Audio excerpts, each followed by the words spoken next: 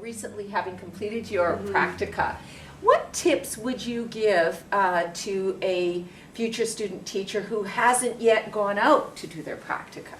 Okay, I think what I would say is that at the beginning of your APT of the practicum, after you've just finished a really difficult course, a very intense, condensed course, you are sitting in the middle, there's a couple days off, and you're looking at your practicum, and it feels huge. It feels like you've just accomplished a mountain, and it feels like you're at the bottom of a new one. And I think the tip that I would give is that in the beginning it feels like a lot, but it goes by so quickly. So just kind of remember that if you start on the right foot, you're gonna get going and you'll be like unstoppable, and it'll be over just really quickly. So when it feels like a lot, I guess my tip is just to keep in mind that if you can do it at the beginning, you'll be able to do the whole thing. Okay. Yeah. So you said it feels like a mountain. What is that mountain consist of? Well, it's a lot of pressure because you're teaching units, and you have to do unit planning and lesson planning, which for a lot of people might even be their first time. A lot of IPT situations are quite relaxed, where sometimes even your mentor teacher might do planning for you or unit planning for you, and in your APT you have a lot more responsibility on you.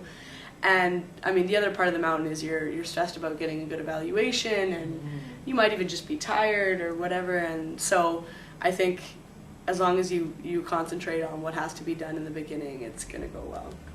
Yeah. People often worry about the relationship that they will develop with their mentor teacher or cooperating teacher. Any tips on that? You know what? In my IPT, I had a very young mentor teacher. She was 32. She had young kids. She was really fun. And we had a lot in common, and we were chatty. We got along really well. And in my APT, I had an older mentor teacher, an excellent one. But it was a little bit harder for us to relate because I'm still fairly young, just finishing my degree. And I had to really realize that just because she wasn't as chatty and outgoing as I am naturally, it didn't mean that we had a bad relationship. And we still had, she still gave me the feedback that I needed, although it didn't turn into, an hour over coffee. I had to really realize that she was giving me what I needed, and I was giving her what she needed, and thus it was successful, even if she wasn't as warm as I was used to. Okay, so now that sounds like you're saying that from a point of reflection in retrospect. Yeah. As you were going through that experience, how did it feel? Well, it felt a little bit confusing. Like, I felt like when I would think about my relationship with my mentor teacher, I felt a little bit like, should I be pushing this further? Should I be encouraging communication? Am I doing something wrong? And then I really had to let myself sit back and realize, what was expected of each of us. And that if I was doing my part and she was doing her part, then things were okay. Great. Yeah. And the other thing, just to add one more thing, is the thing that surprised me about my APT is that you also, as real of an experience as it is, you're in somebody else's classroom. And they have already established classroom management and rules within that classroom that you might not agree with, but a lot of the times you just have to go with what's set for you and work the best that you can in that situation.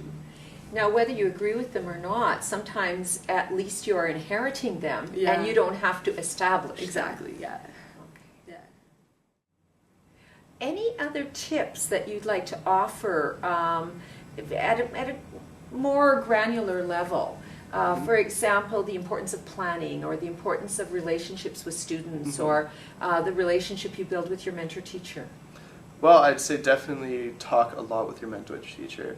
Even if you don't see eye to eye on a lot of things, you really have to just talk and work things out. Go through the textbooks, go through some of their lesson plans, go through every single resource that they have. You need to know the resources in your arsenal, because they just might not have textbooks. They'll have games, they'll have things to read for the students, different closed activities that you really should be aware of and get to be familiar with, because ultimately it's great to have those to differentiate your activities. As for lesson planning, be very reasonable with wait time. I found. I thought lots of activities would take 2 minutes. Like, read this passage, that's 2 minutes, talk about it 5 minutes, 7 minutes. It often took maybe double that. I mean, I would plan something, I would still plan the same way, but then I would expect half that lesson to go into the next class. And so it would sort of be, in a way, planning ahead. And so that's my next point too. You have to plan ahead. And so know the end goal and try to reach it first. So you don't say, I want to teach verbs, so I'm going to teach this, this, this, and this today. Think about what you ultimately want them to know. So have that list in mind and reach towards it. So that's sort of the more advice I would give for that.